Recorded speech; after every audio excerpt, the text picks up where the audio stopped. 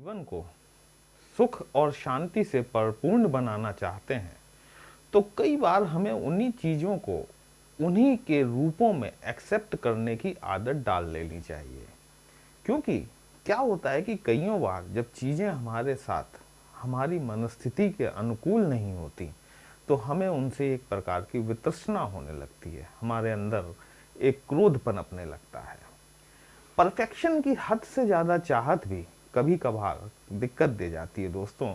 और परफेक्शन तो विधाता का भी नहीं हो पाया, क्योंकि यदि विधाता का परफेक्शन 100% परफेक्ट होता तो दुनिया में इतना अंतर ना होता। कोई आदमी अपाहिज ना होता, कोई आदमी काला कोई गोरा ना होता, कोई नाटा कोई मोटा ना होता। ठीक है, तो परफेक्शन एक निश्चित सीमा तक उचित होता है।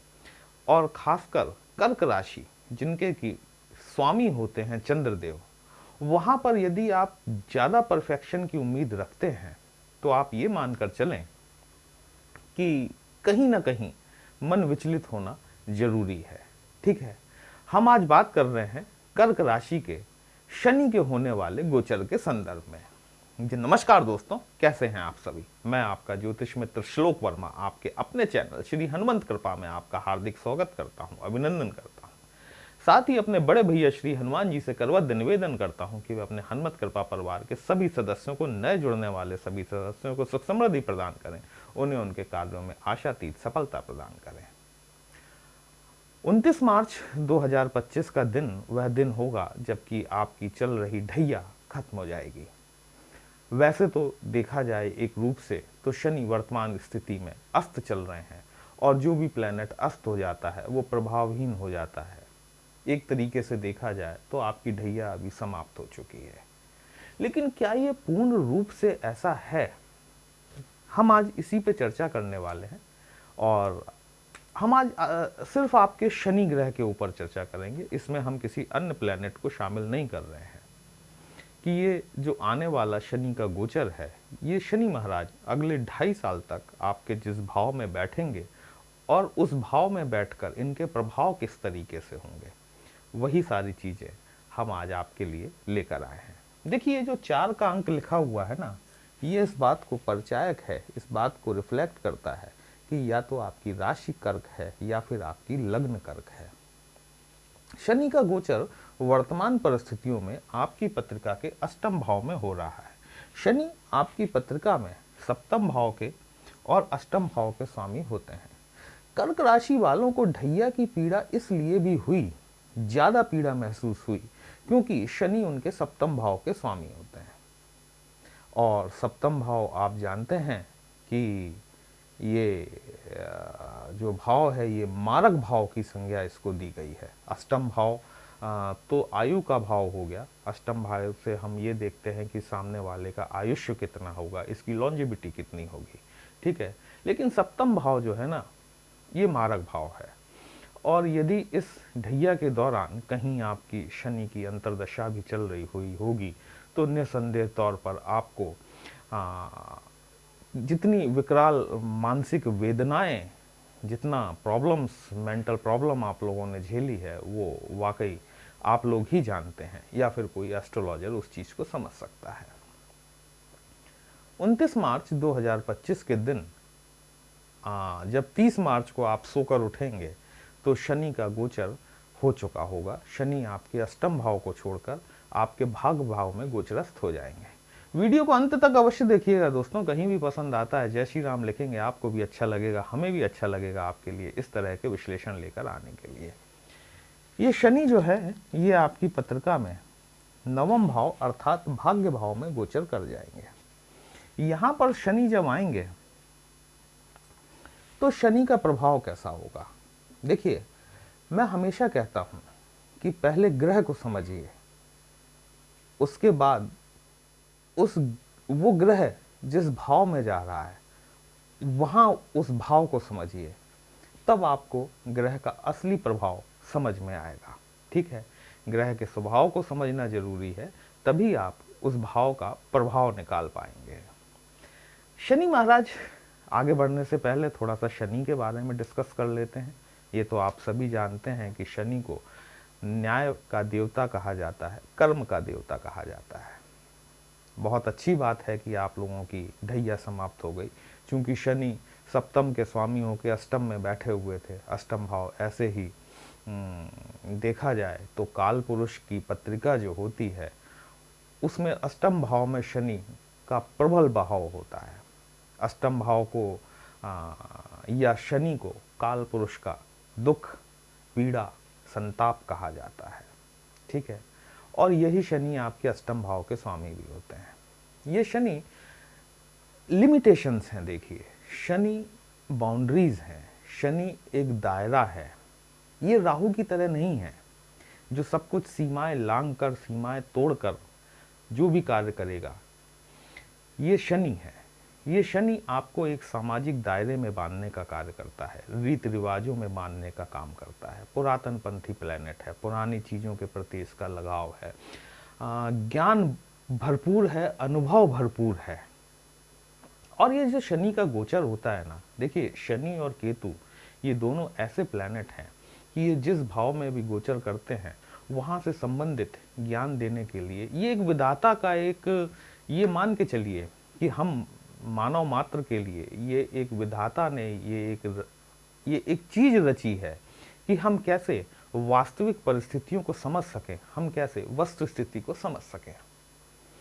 शनि महाराज जब आपके नवम भाव में गोचर होंगे तो नवम भाव आप जानते हैं कि ये धर्म का भाव है। यही भाव आपके पिता को भी संबंधित होता है। ये इसी भाव से आपकी धार्मिक यात्राएं देखी जाती हैं, इसी भाव से आपकी हायर एजुकेशन देखी जाती है, नवम भाव से ही आपकी होने वाली दूरगामी यात्राएं देखी जाती हैं। देखिए, शनि की ढैया समाप्त होने के बाद में तुरंत ऐसा नहीं हो जाएगा कि 30 मार्च को शनि की ढैया समाप्त हुई और 31 मार्च के दिन आपकी बल्ले बल्ले हो गई। शनि यदि आपके जन्म के आधार पर, शनि यदि शुभ नक्षत्रों में बैठे हुए, ठीक है, शनि का भाव आधारित यदि हम बात करें तो शनि आपके ये जो 12 भाव हैं, इन 12 भावों में से कहीं भी बैठे हो सकते हैं। इन 12 भावों के अलावा सबसे महत्वपूर्ण ये है कि शनि आपके लिए किन नक्षत्रों में बैठे हुए हैं। ठीक है, शनि की ढैया चलने के बावजूद भी यदि आपकी दशा या अंतर्दशा आपके फेवरेबल प्लैनेट की चल रही हुई होगी तो शनि ने आपको इतना परेशान नहीं किया होगा। लेकिन यदि दशा अंतर्दशा भी आपके अनफेवरेबल प्लैनेट की रही होगी, और तो चूंकि शनि सप्तम भाव के स्वामी हैं, मारक भाव है, शनि ने आपको बहुत परेशान किया होगा, नो डाउट। अब यही शनि आपके भाग्य भाव में आ जाएंगे। शनि का जो कारक है, शनि का जो नेचर है, वो है चीज़ों को डिले करना। शनि कभी भी डिनाइड नहीं करते, शनि किसी भी चीज़ के लिए आपको मना नहीं करते, लेकिन शनि के देने का तरीका थोड़ा सा अलग है। जब आप उस चीज़ से संबंधित अपनी आकांक्षाओं का गला घोंट देंगे, जब आप ये मान लेंगे कि आपके अथक प्रयासों के बावजूद भी यह चीज़, यह वस्तु आपको नहीं मिल सकती, तब शनि महाराज आपको वो चीज़ उपलब्ध करा देंगे। मतलब यदि सरल शब्दों में कहा जाए तो शनि पहले किसी भी चीज़ के लिए आपको तड़पाते हैं, तरसाते हैं। इसके उपरांत जब आपकी इच्छा ही खत्म हो जाती है तब वो चीज़ आपको उपलब्ध हो जाती है। जब वो चीज़ आपको उपलब्ध होती है ना, तब आपको महसूस होता है कि ये चीज़ मेरे लिए तो इतनी इम्पोर्टेंट थी नहीं, मेरी ज़िंदगी तो इसके बिना भी चल रही थी। और कई लोगों को आपने देखा भी होगा दोस्तों, जो कुछ चीज़ जिसके लिए वो लगातार सतत संघर्षमय रहे, वो चीज़ जब उन्होंने हासिल करी, उस वक्त उनका उस चीज़ से मोह हट गया होता है, फिर उस चीज़ के प्रति उनकी आसक्ति खत्म हो जाती है। वो चीज़ उनके पास में रहे या न रहे, उससे उन्हें फिर कोई फर्क नहीं पड़ता। ये शनि का कारकत्व है, ये समझना निहायत जरूरी है, खासकर हमारे कर्क राशि के जातकों को। चंद्रमा जिनका लग्नेश होता है, नाजुक है ना, मन कोमल होता है, भावनाएं ज़्यादा होती हैं, इमोशंस ज़्यादा होते हैं, क्षणिक तौर पर विचलित हो जाने वाले पल में तोला पल में माशा वाली जो कहावत होती है ना, कि सेंटीमेंट्स इनके बहुत हाई होते हैं, तुरंत खुश हो जाएंगे तो तुरंत दुखी भी हो जाते हैं हमारे कर्क राशि के जातक। अब जब यहाँ शनि आएंगे, जैसा मैंने कहा कि शनि का जो कारकत्व है, बेसिक कारकत्व है इनका डिले करना, न्याय फलदाता कर्म फलदाता तो हैं ही। जब शनि यहाँ पर आ जाएंगे तो भाग्य में थोड़ी सी अड़चनें आपको जरूर महसूस होंगी अगले आने वाले 2.5 सालों के लिए। ठीक है, यदि शनि की स्थिति आपकी पत्रिका में ठीक नहीं है तो निसंदेह तौर पर आप ये मानकर चलें कि अगले 2.5 साल तक आपको अपने कर्म पर यकीन करना है। शनि ऐसे भी कर्म के देवता है। भाग्य के भरोसे कई बार क्या होता है ना कि हमारा कोई काम हम 60% एफर्ट डालते हैं और 40% हमारा भाग्य भरोसे ही हो जाता है। ऐसा अब नहीं होगा 29 मार्च 2025 के बाद से। ठीक है, जब यहाँ शनि आकर बैठेंगे ना तो आप ये मानकर चलें कि आप जो भी कोई कार्य कर रहे हैं उसमें आपको अपना 100% देना है। 99% भी सैटर्न एक्सेप्ट नहीं करेंगे। भाग्य के तरफ से आपको उतना सपोर्ट नहीं मिलेगा जितना कि आप चाहते हैं। जब शनि यहाँ पर आपके 9th हाउस में आ जाएंगे, शनि की 3 दृष्टियां होती हैं, देखिए, तीसरी, 7वीं और 10वीं। तीसरी दृष्टि जो हमारे निकटस्थ हैं, 7वीं दृष्टि तो सभी प्लैनेट की कॉमन दृष्टि होती है, 10वीं दृष्टि वो जो हमसे दूरस्थ हैं। ये शनि के लिए विधाता ने दिया हुआ है कि आपको जब न्याय करना है तो आपको अपने निकटस्थ लोगों को भी नहीं छोड़ना है और अपने दूरस्थ लोगों को भी नहीं छोड़ना है। शनि के न्याय में किसी प्रकार की कोई गुंजाइश या किसी रियायत की उम्मीद न की जाए तो अति उत्तम वाली बात है। शनि की तीसरी दृष्टि जो है ये आपके लाभ भाव पर पड़ेगी। यद्यपि यहाँ पर शनि के मित्र शुक्र की राशि आती है, लेकिन हर पत्रिका में शनि शुक्र आपस में मित्र हो ये संभव तो नहीं। कई पत्रिकाओं में शनि और शुक्र आपस में शत्रु भी होते हैं। यदि आपकी पत्रिका में शनि और शुक्र की मित्रता नहीं है तो ये जो 11th हाउस है ना आपका, ये लाभ भाव भी कहा जाता है, उपचय भाव की संज्ञा भी इसको दी जाती है। लाभ भाव से सबसे पहली चीज ये है कि ये आपके इच्छा पूर्ति का भाव है। आपकी इच्छाओं को पूरा करने वाला, आपकी डिजायर फुलफिलनेस का भाव जो होता है ये एकादश भाव होता है। आपके बड़े भाई बहनों को भी यही भाव रिफ्लेक्ट करता है, आपके बड़े चाचा ताऊ को भी यही भाव रिफ्लेक्ट करता है। ठीक है, और जब शनि की दृष्टि आपके इच्छा पूरक भाव पर पड़ेगी, यहां पर मैंने आपसे कहा कि कर्म के क्षेत्र में 1% की भी गुंजाइश नहीं है। यदि आप 1% की भी गुंजाइश करते हैं तो आपका लाभ यहां पर बाधित होता है, पहली चीज। दूसरी चीज, यदि शनि आपकी पत्रिका में शुभ नहीं है दोस्तों, आपको अपने बड़े भाई बहनों के साथ में यथासंभव अपने संबंध अच्छे रखने का प्रयास जरूर करना चाहिए, क्योंकि ये शनि का गोचर तो 2.5 साल के लिए है। 2.5 साल बाद शनि यहाँ से चले जाएंगे। लेकिन यदि आप अपने ऊपर कंट्रोल नहीं रख पाए तो ये शनि आपके बड़े भाई बहनों से आपके साथ जो संबंध खराब कराएंगे, जो एक बाउंड्रीज खींच देंगे आपके और आपके बड़े भाई बहनों के बीच में, वो शायद उम्र भर खिंची रहे। मैंने आपसे कहा कि शनि आपको दायरे में रहना सिखाता है, शनि आपको लिमिट्स बताता है, शनि आपको ये बताता है कि वस्तु स्थिति क्या है। तो यहाँ पर आपको अपने बड़े भाई बहनों के साथ में, अपने बड़े चाचा ताऊ इत्यादि के साथ में संबंध आपको मधुर रखने का प्रयास करना चाहिए। ये आपके लिए अगले आने वाले 2.5 सालों तक के लिए नितांत आवश्यक है। दूसरी चीज है शनि की 7वीं दृष्टि। 1 2 3 4 5 6 7। जब भी कोई प्लेनेट भाग्य भाव में बैठता है ना तो उसकी सीधी दृष्टि आपके पराक्रम भाव पर पड़ती है। डिसीजन मेकिंग का भाव होता है ये, आपके द्वारा लिए गए निर्णय। यही भाव आईटी को भी रिफ्लेक्ट करता है, यही भाव आपके छोटे भाई बहनों को भी रिफ्लेक्ट करता है। यहां से आपकी छोटी यात्राएं देखी जाती हैं। 9th हाउस में जब शनि जाएंगे, धर्म का भाव है, धर्म के प्रति आपकी रुचि जागृत होगी।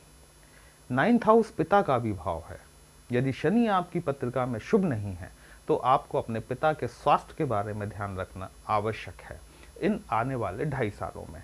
शनि इसके अलावा पिता से संबंध आपको अच्छा रखना जरूर सीखना चाहिए, क्योंकि शनि जब यहाँ पर आकर बैठेंगे तो पिता के साथ में किसी तरह के वैचारिक वैमनस्यता की स्थिति को जरूर पैदा करेंगे। धार्मिक यात्राएं आपकी जरूर होंगी। 29 मार्च 2025 के बाद में आप इस चीज को नोटिस करिएगा कि अगले आने वाले 2.5 सालों में आपने किसी न किसी रूप में कोई ना कोई धार्मिक यात्रा आप जरूर करेंगे। चाहे वो किसी तीर्थ स्थल की हो, चाहे किसी पहाड़ी क्षेत्र की हो, ये यात्रा आपको जरूर देखने के लिए मिलेगी। और ये यात्रा नजदीक की नहीं होगी, यह यात्रा दूरगामी होगी। मान लीजिए कि आप दिल्ली में रहते हैं और आपने जाने का विचार बनाया अपना कन्याकुमारी के लिए, ठीक है, ये इतनी दूर की यात्रा हो सकती है। यहाँ पर मैंने आपसे कहा कि ये 3rd हाउस जो है, यहाँ पर 3rd हाउस में यदि आपकी पत्रिका में शनि शुभ है, निसंदेह तौर पर आपको आईटी क्षेत्र से लाभ होगा। वे सभी जातक जिनकी पत्रिका में शनि की स्थिति शुभ है, उन्हें आईटी की फील्ड में यदि वो हैं तो उन्हें निश्चित तौर पर लाभ होने वाला है। शनि कल कारखानों में भी मदद करेंगे। जो भी कारखाने मालिक हैं, उद्योगपति हैं, जो कि बेसिकली कंप्यूटर पे बेस्ड हैं, वहाँ पर उन्हें इस फील्ड में जरूर शनि उनकी मदद करने वाले हैं। 3rd हाउस जो है ये आपके डिसीजन मेकिंग को रिफ्लेक्ट करता है। कोई भी डिसीजन लीजिए बहुत सोच समझ कर लीजिए। अपने वरिष्ठों का अनुभव लेते हुए एक बार उनसे सलाह जरूर लीजिएगा, उसके बाद में आप काम शुरू कर सकते हैं। शनि की दशम दृष्टि जो है वो आपके 6वें घर पर पड़ेगी। रोग, ऋण और शत्रुओं से संबंधित होता है ये घर। यदि आप कोई कार्य व्यवसाय के लिए बड़ा ऋण लेना चाह रहे हैं, निसंदेह तौर पर शनि आपको यहाँ पर बड़ा ऋण दिलाने में आपकी मदद करेंगे। हो सकता है कि कोई आपको पुराना रोग उभर कर सामने आ जाए, आपके लोअर एब्डोमेन से रिलेटेड कोई प्रॉब्लम आपको देखने के लिए मिल सकती है। शत्रु बनेंगे भी और खत्म भी होंगे। यहाँ पर शनि जो है ना, ये आपके शत्रु नए शत्रु बनाएंगे और उन्हें खत्म भी करेंगे, ठीक है। तो यहाँ पर आपको ये लाभ जरूर मिलेगा। हाँ, 14 मई तक, जब तक कि गुरु का ट्रांजिट आपके अभी गुरु यहाँ पर बैठे हुए हैं आपके लाभ भाव में, ठीक है। गुरु आपके जब 12वें भाव में आ जाएंगे तब गुरु की 7वीं दृष्टि जो है, सॉरी जो 9वीं दृष्टि है, ये आपके सीधे सीधे रोग, ऋण और शत्रुओं वाले भाव पर पड़ना शुरू होगी। शनि की यदि कोई एस्पेक्ट खराब है, यदि आपकी पत्रिका में शनि शुभ नहीं है, तो गुरु उसे जरूर कंट्रोल करने का कार्य करेंगे।